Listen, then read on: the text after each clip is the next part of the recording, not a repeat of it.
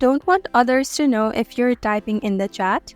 I'm Emily, and in this tutorial, I'll walk you through how to turn off typing indicator on Instagram.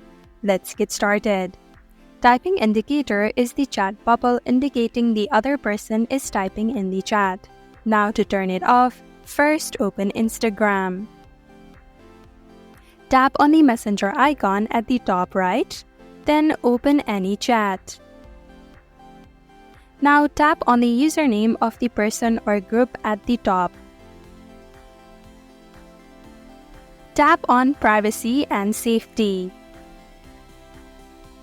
Then toggle off the icon on typing indicator.